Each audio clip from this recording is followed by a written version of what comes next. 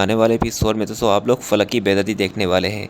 पर फलक की बेइज्जती से पहले दोस्तों उसकी जो चालें होंगी वो अब मोमानी के लिए होंगी। मोमानी जिसने दोस्तों फलक को ये कहना शुरू कर दिया है कि तुम इनकी सगी बेटी नहीं हो, और ये बात मैं सबसे पहले तुम्हारे ससुराल वालों को बता दूंगी ताकि ये जो तुम्हारी अकड़ है ये थोड़ी कम हो।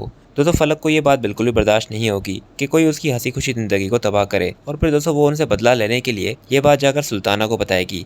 क्या मोमानी को समझाएं, वो मुझे हर बात पर यही कहती रहती हैं कि मैं आप लोगों की सगी बेटी नहीं हूँ, और उन्होंने मुझे धमकी भी दी है कि ये बात मैं कबीर वालों को भी बता दूंगी। इस पर दोस्तों सुल्ताना तो कहेगी कि ये बात अगर उसने की है तुमसे तो मैं आज उनसे जाकर खुद बात करती हूँ। और फिर अगले सीन में आप यही देखेंगे कि सुल्ताना जाकर उन्हें कहेगी कि अगर बड़े ही ऐसे होंगे तो फिर बच्चों का क्या कसूर। जिस पर दोस्तों वो उसे कहेगी कि क्या बात है, तुम इतनी गुस्से में क्यों हो और बैठकर बात करो। तो दोस्तों वो उसे कहेगी कि आपने क्यों फलक को ये कहा है कि वो मेरी सगी बेटी नहीं है, जबकि आप जानती हैं कि मैंने उसे सगों से भी ज्यादा प्यार किया है। ये बात सुनने के बाद मोमानी समझ जाएगी और उसे कहेगी कि फलक का तुम असल चेहरा नहीं देखती, वो तुम्हारे सामने कुछ और है और मेरे सामने कुछ और जिस दिन तुमने उसका असल चेहरा देख लिया तुम बाकी उसे अपनी बेटी कहलाने की लायक नहीं रहोगी। उसके बाद दोस्तों अगले सीन में आप ये भी देखेंगे कि फलक की मुलाकात जब नवाल के साथ होगी और फलक को ये मालूम लगेगा कि नवाल जिससे मोहब्बत करती थी यानी कि हमजा, वो भी उसमें इंटरेस्टेड है। तो दोस्तों फलक नवाल को कहेगी कि हमजा बहुत ही अच्छा लड़का है, तुम इसके बारे में क्यों नहीं सोचती। जिस पर दोस्तों ये बात सारी उसकी माँ सुन लेगी, और फिर दोस्तों वो नवाल से आकर कहेगी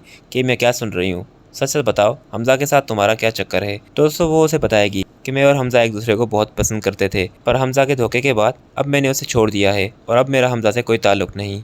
उसके बाद दोस्तों नेक्स्ट सीन में आप देखेंगे कि फलक दोस्तों बहुत तैयार होकर जब पार्टी में जाएगी कबीर के साथ, तो दोस्तों वहाँ पर किसी के कपड़ों पर जूस गिरा देगी, और दोस्तों वहाँ पर उसकी बहुत ही इंसल्ट होगी और आलिया भाभी की सब तारीफ कर रहे होंगे।